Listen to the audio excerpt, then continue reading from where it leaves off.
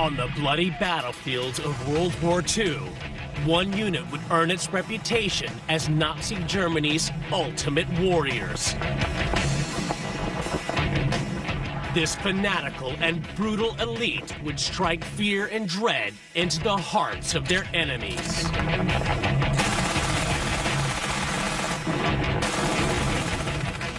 Waffen S.S. were fierce fighters, extremely loyal. They didn't believe in loss or surrender. Weaponology travels back into the dark heart of the most feared military organization in history.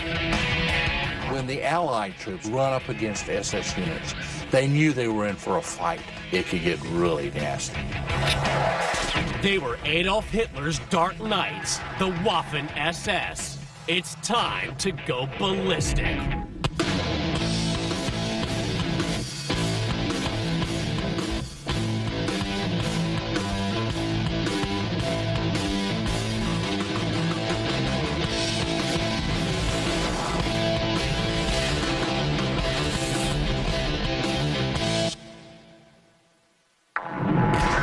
The Waffen SS were Adolf Hitler's elite fighting force. They were the most ruthless and feared soldiers on the battlefields of World War II.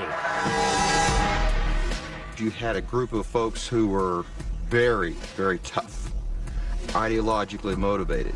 You can't admire them, but you certainly had to respect them. The SS, or Schutzstaffel, German for personal bodyguard, became a vast political army, but were originally set up to protect Adolf Hitler. The Waffen SS, meaning armed in German, were the deadly combat arm of this larger organization. This group didn't just protect, they also went on the offensive. When regular German infantry units turned and ran, Hitler would order in the Waffen SS. They would grow to a vast army of nearly 1 million men. Backed up by tanks, artillery, and the best weapons of World War II, their elite division struck rapier-like during the Battle of the Bulge and fought to the very death in Russia. Waffen SS revolutionized the way that battles were fought. They were the elite fighting units of the world.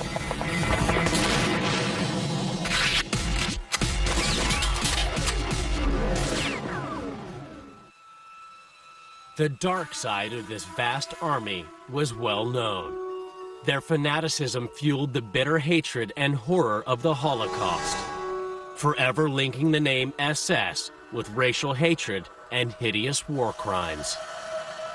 The Waffen SS was intimately bound up with the whole concentration camp system, and there's no real way that you can separate the two groups.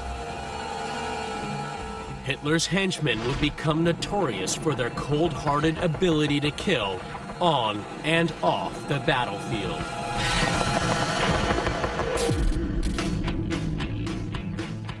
The Waffen SS soldier was a die-hard fighting machine. At his side, the ceremonial dagger, a symbol of loyalty until death. His sidearm was a design classic, the deadly Luger pistol. Ready to fire was a Sturmgewehr, the first assault rifle ever, a killing technology so advanced that its influence is still evident on today's battlefields. These iconic weapons, and others like the Tiger tank and MG-42 machine gun, would be years ahead of their time, shaping the combat zone of the future. Yet, back at their beginning, Hitler's bully boys used the most basic weapons available. Now, Weaponology will go back through generations of technology to unlock the Waffen SS's family tree. The men, the machines, the moments that shape the history of this elite fighting unit. Rewind to 1929, when the SS armed themselves with clubs and knuckle dusters. Over 200 members of the SS would become the muscle behind a man who would soon plunge the entire world into a dark abyss. Adolf Hitler.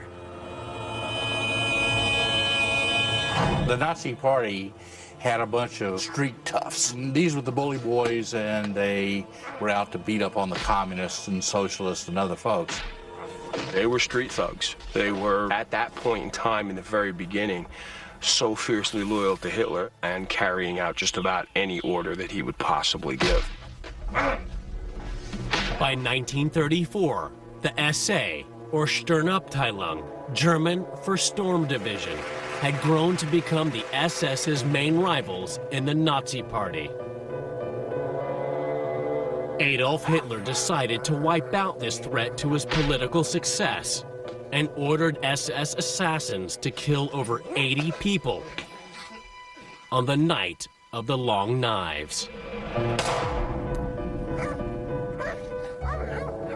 The night of the Long Knives, basically the SS went out and killed the hierarchy of the SA, and then the SS takes over as the elite of the Nazi Party.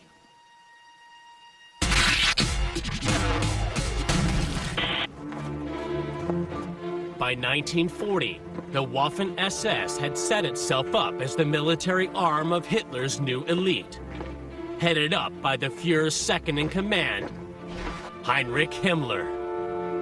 To join their elite divisions, recruits had to be physically fit, committed to the Nazi cause, and pass Himmler's tough laws on racial purity. There were very, very strict racial criteria. You had to be at least 5'10" tall. You had no defective teeth. You weren't allowed to be a spectacle wearer, and you had to be able to prove your Aryan ancestry back to 1750. These guys were thought of as sort of the vanguard of the Nazi Party, and to get in was a really hard thing to do. Rewind to World War I. The Germans used heavily armed shock troops called stormtroopers. They hoped these small, fast-moving elite units would blast their way through the Allied lines and end the bloody stalemate of trench warfare. These were small groups of men armed with light weapons, the early submachine guns, grenades, spades, bayonets, anything that they could use for close combat, hand-to-hand fighting. The German stormtroopers would use a revolutionary new weapon, one of the first submachine guns ever invented, the MP-18. This is a milestone in weaponry. It's a fully automatic submachine gun.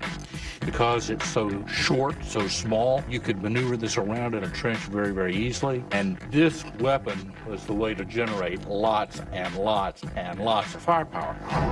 The MP-18 would take the lethal firepower of the early German machine guns, like the Maxim, and marry it to the portability of the rifle. Weighing in at just over 9 pounds and firing over 400 rounds per minute, the MP-18 was a small but deadly package. As a trench sweeper, this is very, very, very good.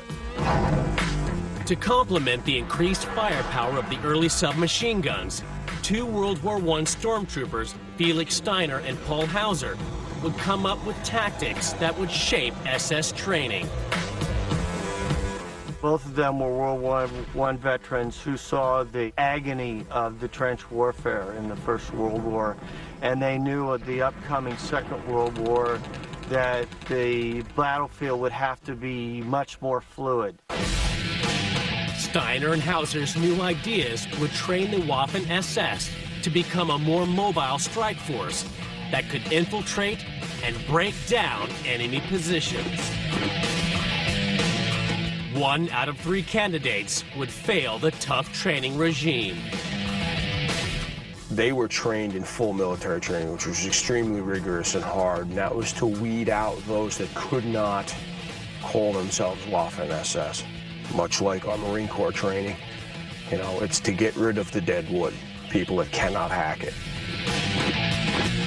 For the first time, every man trained together, from the officer right down to the buck private. In combat, men don't fight for God, motherhood, apple pie, the flag, the Fuhrer. In combat, men fight for each other.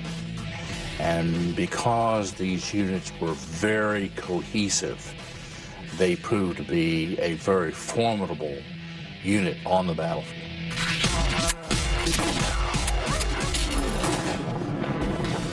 The Waffen SS were on top of their game, and when it came to weapons, ahead of their time.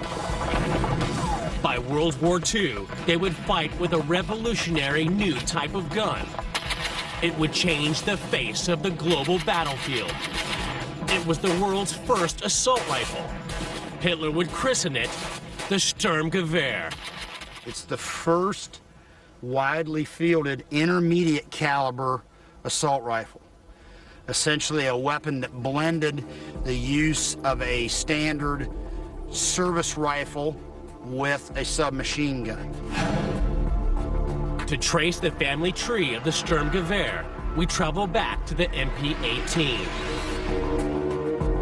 The designer of this early submachine gun was Hugo Schmeisser. Schmeisser would later go on to realize the deadly potential of combining the firepower of a submachine gun with the more accurate bullet of an automatic rifle. The end product of his genius? The Sturmgewehr. Gotta do buzz switch, baby. This amazing weapon could fire over 500 rounds per minute and was accurate to over 400 yards. But more importantly, it could be carried by just one soldier onto the battlefield. Had enough, or you want to do some more? This assault rifle would change the face of combat over the next 60 years. This particular weapon is the granddaddy of the AK and the M16 and all the assault rifles that are in service around the world. In my opinion, the most significant small arm fielded in the 20th century.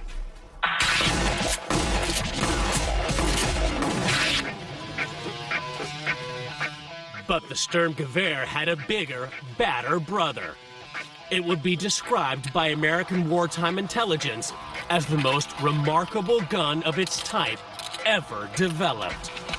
In the hands of the Waffen SS, it will become a rapid-fire reaper. And a propaganda thing that they used was they said, its bark is worse than its bite. Well, the fact of the matter is its bite was 10 times worse than its bark.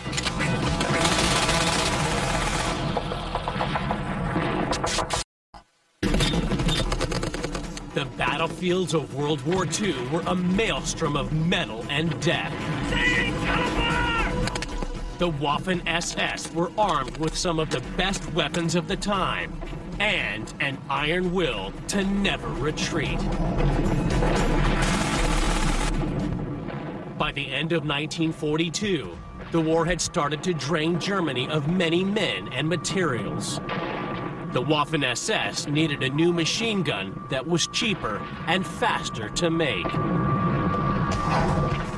German weaponologists would design one of the deadliest weapons of World War II, the MG-42.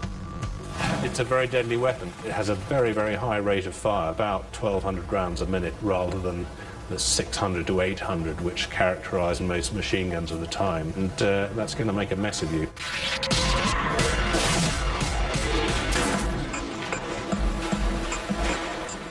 Nearly 500,000 MG-42s would be mass-produced.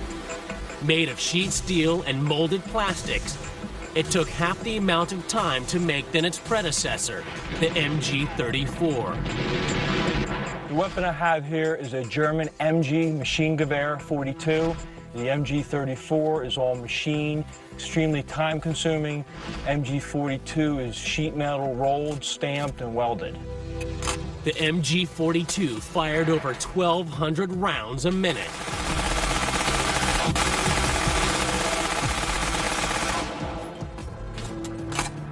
When this weapon unleashed its lead, the results were devastating. This is a man target at 400 meters, and that person is down. Having that firepower is incredibly comforting. The only person that would not be comforted by having the MG42 was the opposition.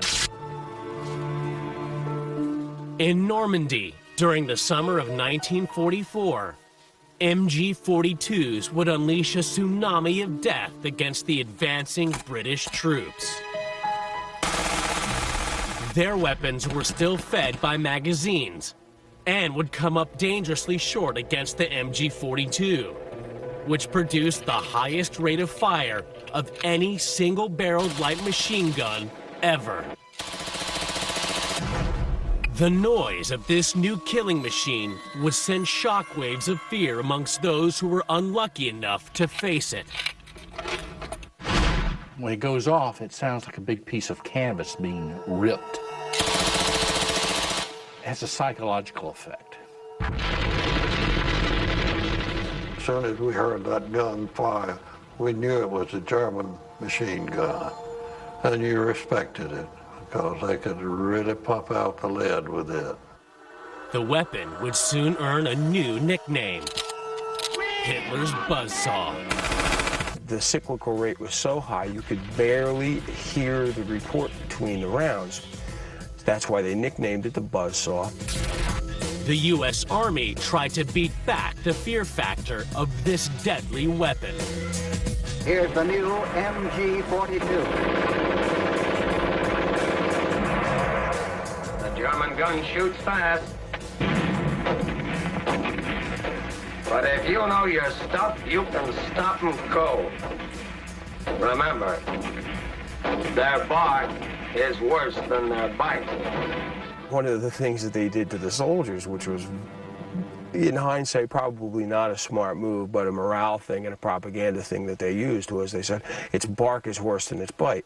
Well, the fact of the matter is, its bite was 10 times worse than its bark.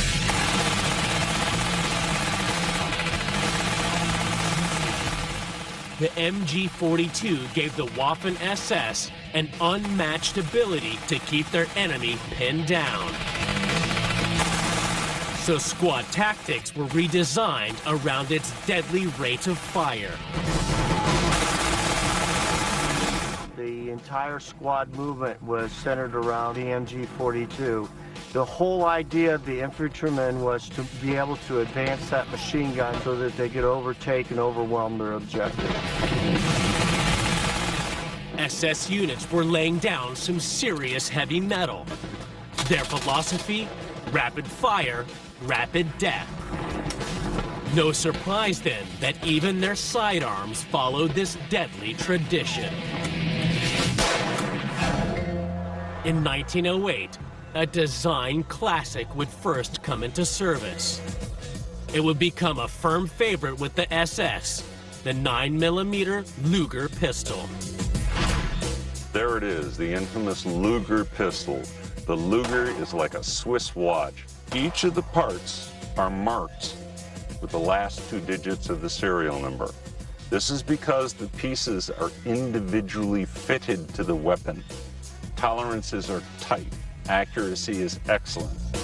The Luger was stylish, iconic, and very desirable. It's very accurate, it's very well made, but above all, it's super sexy. It looks the part, and it's very easy and nice to shoot. The Luger's angled handle was designed to make this pistol a straightforward, straight shooter. Has a nice angle on the handle here, and the design was to be able to point this at a target with your eyes closed,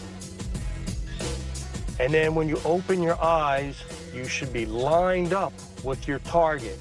The reason for that is, has a perfect flow from your hand to the sights.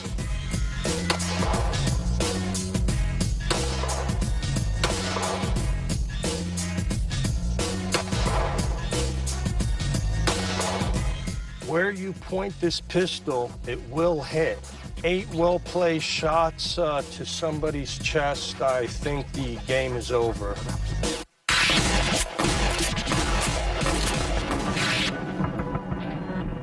The Luger was very accurate, but its precision German engineering proved unpredictable in the blood and filth of the battlefield. Its sensitivity to dirt was recognized by the German military. It was addressed not by changing the design of the gun, but by changing the holster. The military-issue P08 holster is a glove that fits around the gun with a tight-fitting cover, completely protecting it from mud, dirt, and rain. When it was done, you drew the gun out, took the safety off, and you had one of the fastest-firing, best-handling military handguns used in the world.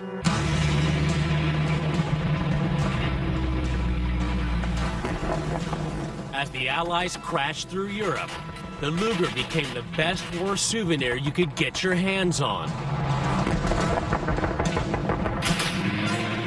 It was a very prized weapon amongst Allied troops. But very quickly, they learned not to pick them up. If you were caught with this weapon, the German military would shoot prisoners who were caught with a German Luger.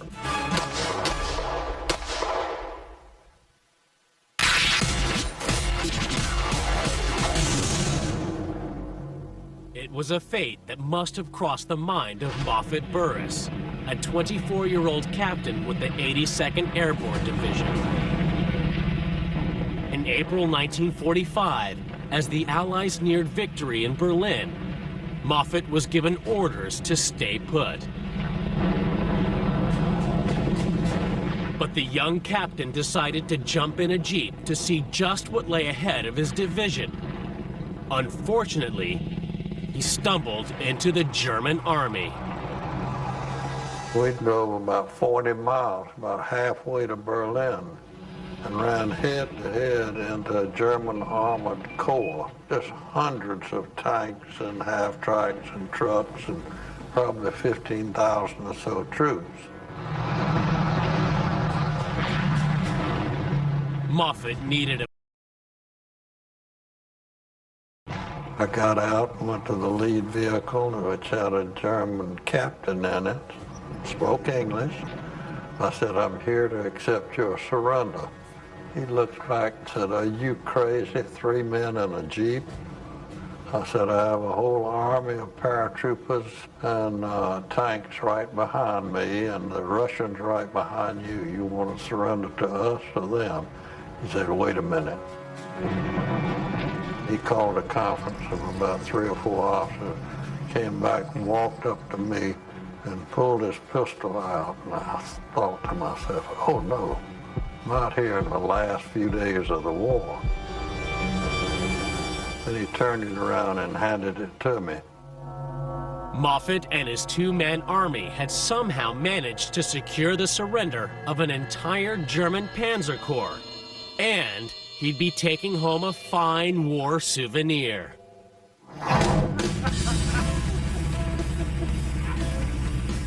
So I was the proud possessor of a Luger that was owned by a German lieutenant general. I brought it home, and one of my kids lost it. I was ready to shoot him. The deadly handheld weapons of the SS helped create their Nazi hardman image. But it was the tanks that sealed their reputation.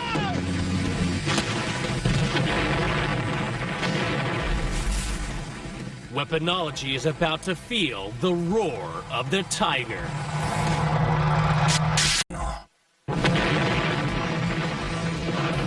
The battles of World War II had been defined by the Goliaths of steel, the tank.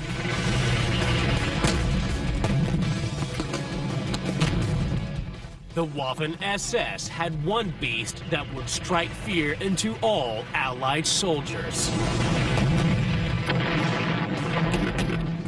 Get ready to batten down the hatches and feel the roar of the Tiger. Rewind to the 20th of April, 1942.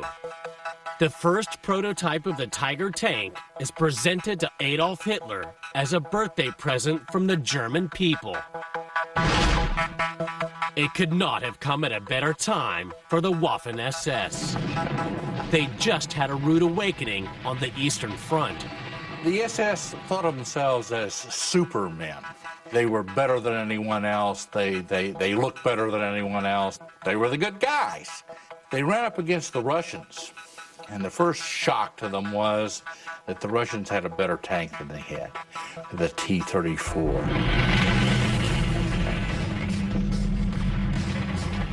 Up until that point, Germany's panzer divisions had utilized light and medium tanks to devastating effect during their Blitzkrieg, or Lightning War.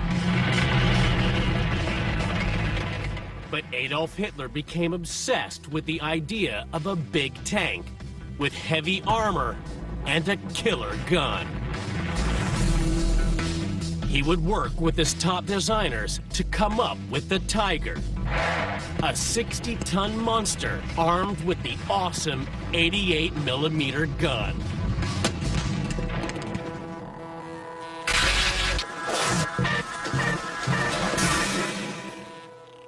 The 88mm gun had originally seen service as an anti-aircraft weapon. It was designed to blast a 20-pound shell 30,000 feet into the air and annihilate heavy bombers. Then, the Germans discovered it was even more deadly against the armor of tanks.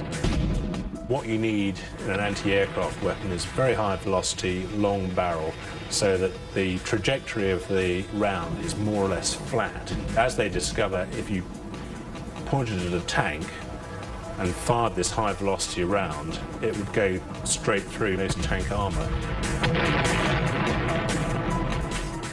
The Tiger and its killer bite would be rushed into action for the assault on Leningrad in August 1942, spreading dread among the Allies. The fear factor was about to go through the roof. Listen to this. Reports Oberst attached Henschel boasted of new tank which would win the war. Armor twice as thick as existing tanks, it could travel underwater, and he wouldn't be surprised if it could even fly. Pretty well ahead with it, too. One of its principal roles in military operations is what's called shock action. This idea that suddenly tons and tons of metal come storming through a position and you can't do anything about it. That introduced a lot of fear in Allied soldiers.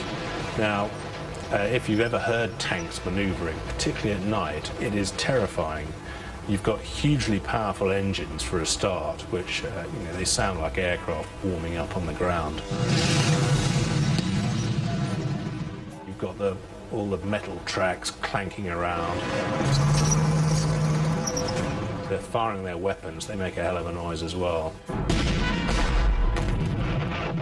And quite rightly, people are terrified of them. The boots on the ground especially feared this new SS super tank.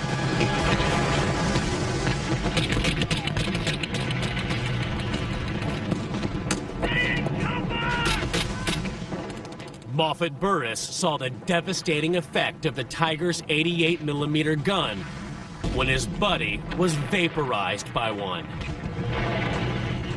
Tiger tank was back behind us firing.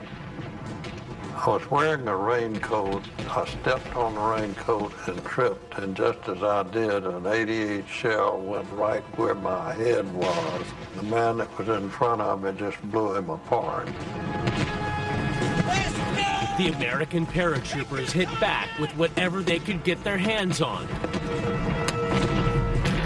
But the shells just bounced off. Now it was time for the Tiger to strike back. And I could see the gun, the Tiger tank, wheel around. And it hit that gun, just blew it apart, killed them, dumped them right in front of us. And that's a little disconcerting when you see that.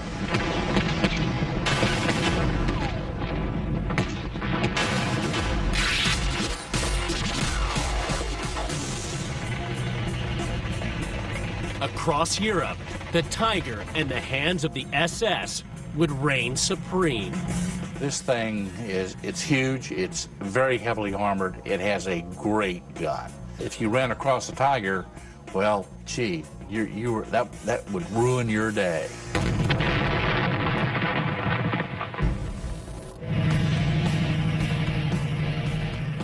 The Tiger would often face off against the American Sherman tank.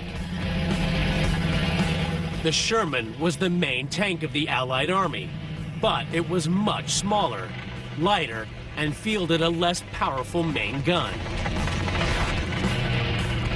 The Tiger's 88mm could penetrate the Sherman's 3-inch armor at over a mile, well beyond the effective killing range of the Sherman's much lighter gun.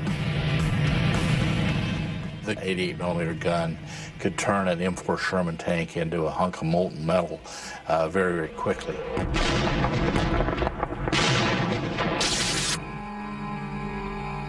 The Tiger's killing prowess was coupled with deadly tactics from Waffen SS tank aces. One such commander would go down in history, Michael Wittmann. Wittmann had been a member of the Waffen SS since the late 30s. He'd risen through the ranks and become an officer. Through the Russian campaign, he had demonstrated he was the great Tiger tank ace of the Second World War. In June 1944, Wittmann would inflict hell on a British convoy in the Normandy village of Villers-Bocage. He was an amazing tanker, feared and respected by his adversaries. He utilized his favorite tactic of hitting the lead and the rear vehicle, understanding that if you can't go forward and you can't go backwards, everybody in between is caught in a fire trap. The Waffen SS ace was credited with destroying 27 tanks in just one day. Wittmann became a legend. I think just the most extraordinary tank-to-tank action that was fought in the Second World War.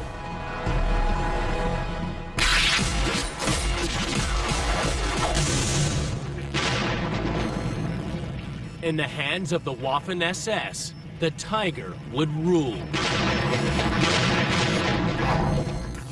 The Tiger was the ultimate marriage of fast-evolving tank technologies and the deadly firepower of the 88mm gun. But this battlefield big cat was simply too costly and difficult to produce. Just over 1,300 Tiger tanks were built in World War II, in comparison to over 57,000 Russian T-34s. Because the Germans didn't have a lot of them at any one place at any one time, it wasn't a war winner.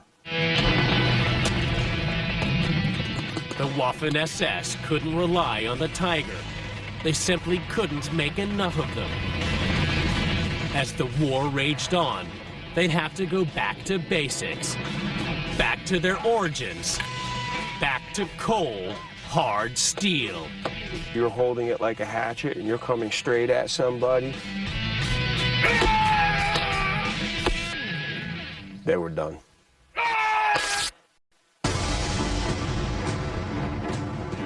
The Waffen SS was one of the 20th century's most formidable and evil elite forces. Armed with cutting-edge weaponry, Adolf Hitler would assign his best divisions to almost impossible missions. They would be tested to their absolute limits when Hitler ordered the invasion of Russia in 1941. The fighting on the Eastern Front was a knockdown, drag-out fight. The SS didn't take prisoners. Russians didn't take SS prisoners either, so it could get really nasty.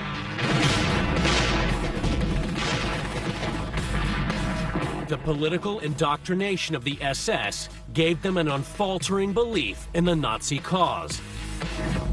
They simply believed they were unbeatable, especially against the Russians, who they saw as racially inferior. The indoctrination received by the Waffen SS in their basic training made the word retreat disappear from the SS vocabulary. They fought to the last man, to the last round.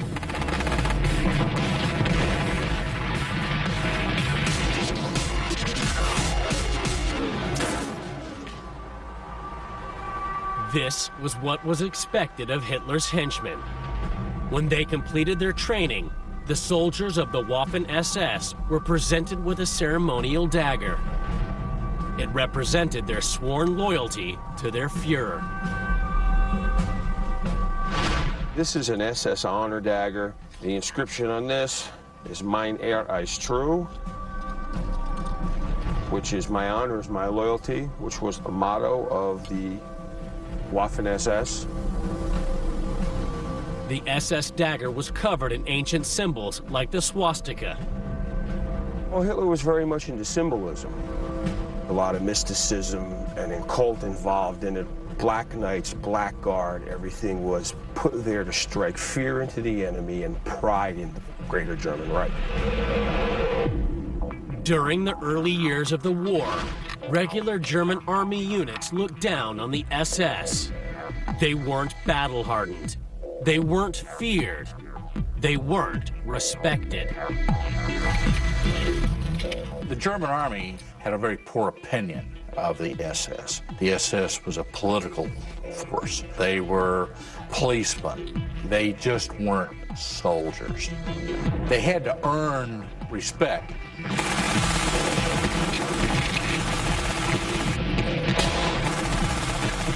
The SS would soon earn a fearsome reputation. In the beginning, the SS didn't fare very well in battle, but as their skills were polished, trial by fire, they became extremely effective, and later were the ones that in multiple battles held the lines open to pull out the entire army groups. Fast forward to July 1943. In the battle for the Russian city of Kursk, the heavily armed, highly mobile SS Panzer Corps attacked with tanks. But Stalin's Red Army had prepared a deadly defense around Kursk, including over 500,000 anti-tank mines. With the German tanks sidelined, the Waffen SS's abilities in hand-to-hand combat were put to use.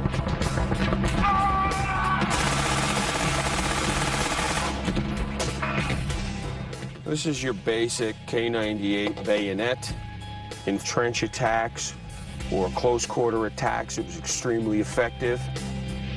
You thrust and twist. This was very devastating, especially if it wasn't sharpened. You couldn't repair the tears, whereas a sharpened blade would make a very clean cut, easy to repair, easy to save the soldier.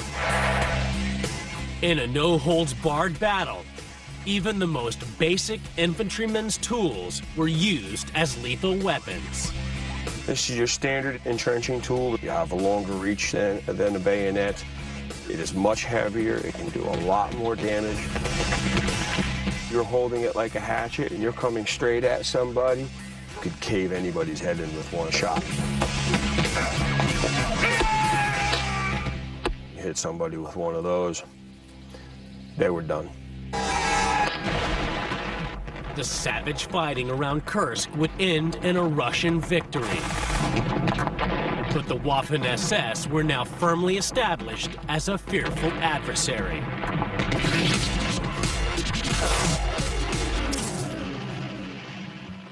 In September 1944, the Allies would launch a vast airborne attack into occupied Holland, codenamed Operation Market Garden.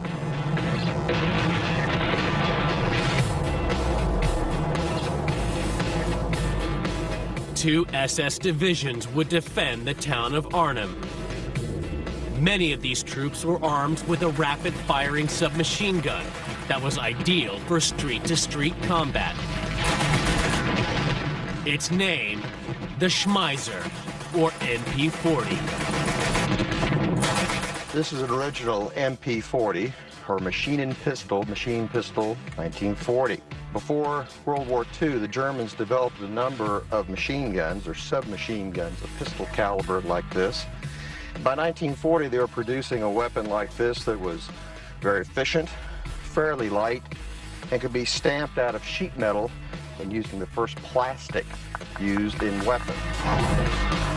The MP-40 was incorrectly nicknamed the Schmeiser, after the famous German weaponologist Hugo Schmeiser, designer of the MP-18 and Sturmgewehr assault rifle. The weapon got its nickname as Schmeiser, and Allied troops would capture them, and on the magazine, because Schmeiser owned a manufacturing company, he stamped his name on the magazine. But in actuality, he had nothing to do with the design of the gun. When the Allies found the guns, they'd see Schmeiser on the magazine. Henceforth, they nicknamed it a Schmeiser. The Schmeiser was actually designed by a German weaponologist called Heinrich Vollmer. The weapon was fed by a standard stick magazine holding 32 rounds and could fire 500 9mm bullets a minute. Clear.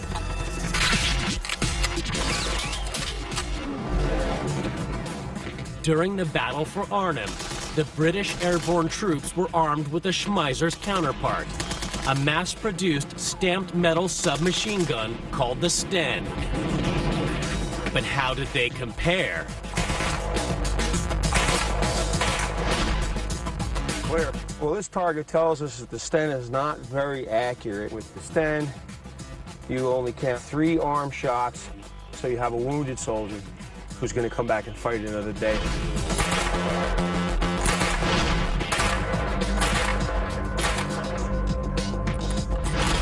Clear. The MP-40, I was aiming the gun the very same way. This target is actually a little further away from where we were standing, so a bit more accurate gun. The Waffen SS and their MP-40 would rule the streets of Arnhem. It would be a crucial weapon that would blast the British paratroopers into submission and secure a vital German victory. Despite their triumph at Arnhem, the war was beginning to turn against Germany. The Nazis' industrial war machine was being pulverized by Allied bombing.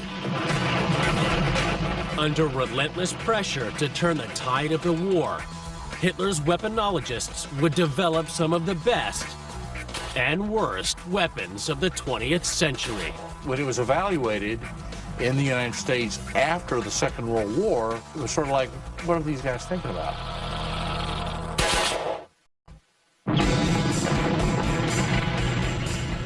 December 1944. The Waffen SS would spearhead Hitler's last throw of the dice, the Battle of the Bulge.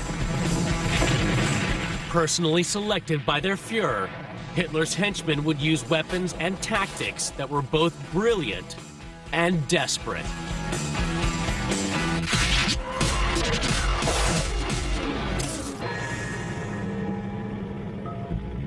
A new bolder, badder, and bigger brother of the Tiger tank would rumble through the blood and guts of the combat zone. The 70-ton King Tiger. The King Tiger was a desperation weapon of all intents and purposes. It was probably the heaviest tank that has ever fielded for battle. It mounted a longer 88mm gun than the Tiger I, thus giving it greater range, greater penetration against armored vehicles. As well as a killer gun, Hitler's heavyweight was virtually indestructible. No Allied round would ever pierce its frontal armor. That's no surprise when you realize it's a shell-defying 7 inches thick. just under 500 of these 70-ton monsters would be made. With that amount of heavy metal, something had to give. The problem with the King Tiger is they up-armored it so much that if the Tiger 1 was mechanically unreliable, the Tiger 2 was twice as mechanically unreliable. For a vehicle of that size, with all the armor that it mounted, a very heavy turret, you need to have colossal engines to power them up, and it simply didn't have that. In the thin Belgian roads that made up the killing fields of the Battle of the Bulge, the King Tiger's crown would fall, crash, and burn. It wasn't suitable for use in that environment because the roads weren't wide enough. It lacked the mobility, it lacked the speed to keep up the rate of advance that the Germans needed. So it was simply the wrong vehicle to use. The Battle of the Bulge would end in catastrophic defeat for the Germans. It also marked the end of the road for the Waffen SS's King Tiger. When it was evaluated in the United States after the Second World War, it was sort of like, what are these guys thinking about? It turned out to be an evolutionary blind alley in tank design because it lacked the key element, mobility, in the holy trinity of mobility, firepower and protection, which is what you want in a good tank. So the modern main battle tank, the American Abrams tank, the British Challenger, they're more derived from the lighter German tanks like the Panther.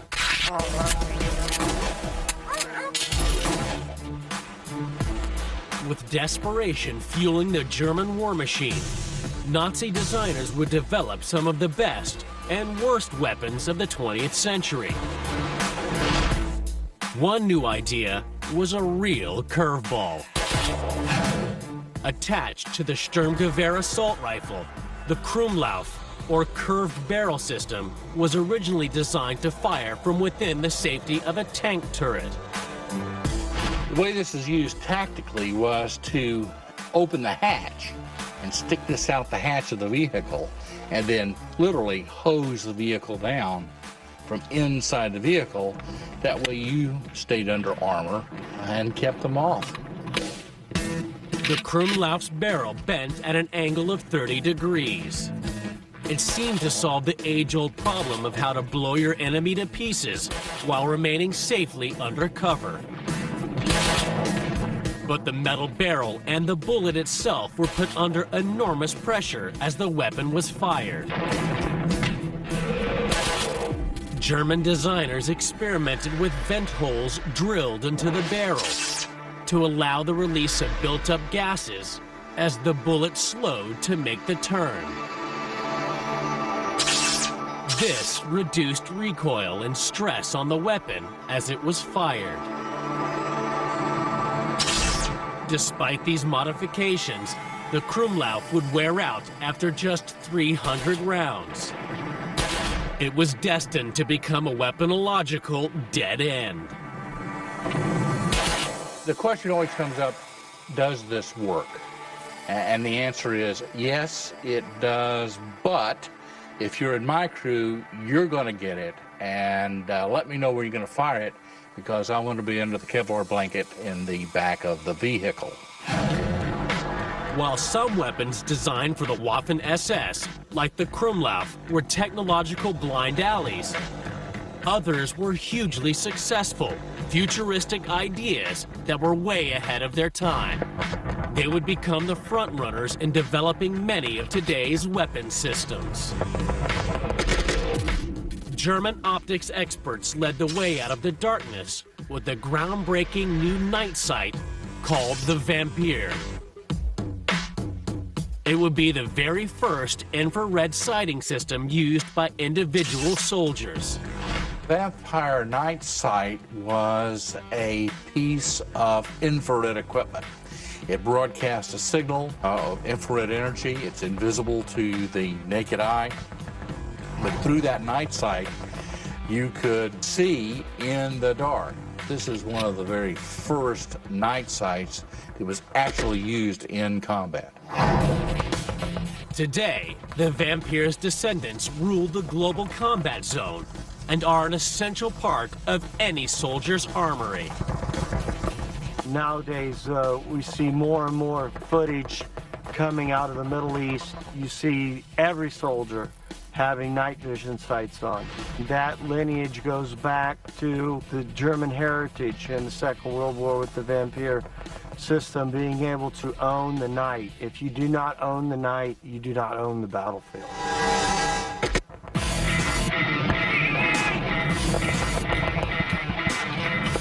Many of the weapons designed for use by the Waffen SS form the template for the high-tech technologies that now boss today's battlefield. The Sturmgewehr, the MG42, the Vampire night sight. Their technological legacy is set in steel.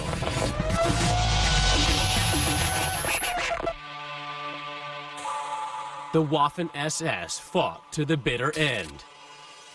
They were the deadliest of enemies. They did not want to give ground. They fought hard, they stayed, they held their lines. That produces the hardest fighters. Coupled with training and indoctrination, gives you the absolute elite. As soldiers, they could very fairly be called elite troops. The problem with the SS, of course, is they're Nazis. They have this Nazi ideology, and remember, we won. We beat them, and deservedly so.